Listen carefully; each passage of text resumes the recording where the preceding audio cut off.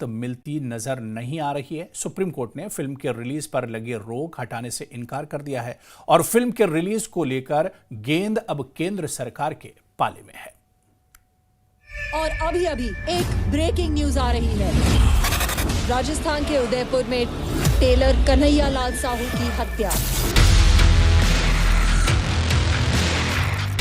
Film Udaipur files को देश की सबसे बड़ी अदालत से भी फिलहाल राहत नहीं मिली।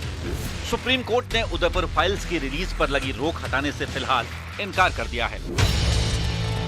बुधवार को सुनवाई के दौरान सुप्रीम कोर्ट ने इस मामले से जुड़े सभी पक्षों को केंद्र सरकार के सामने अपनी बात रखने को कहा है। सुप्रीम कोर्ट ने केंद्र सरकार को जल्द उदयपुर फाइल्स पर फैसला लेने को कहा है।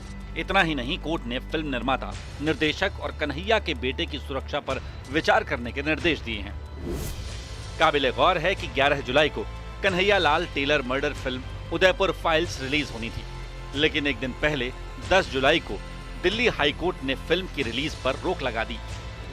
अब आपको बताते हैं कि इस फिल्म को लेकर विवाद क्यों है। दरअसल फिल्म उदयपुर फाइल्स उदयपुर के टेलर कन्हैया लाल पर बनाई गई है, जिनकी 28 जून 2022 को मोहम्मद रियाज अतारी और गौस मोहम्मद ने निर्मम तरीके से गला काटकर हत्या कर दी थी।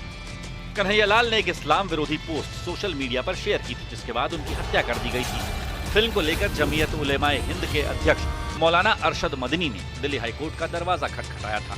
याचिका में दावा किया गया कि उदयपुर फाइल्स फिल्म के ट्रेलर में दिखाया गया कि कन्हैया लाल की हत्या मुस्लिम समुदाय के नेताओं की मिलीभगत से कराई गई थी, जिससे हिंदू मुस्लिम समुदायों के बीच दरार पैदा हो सकती है।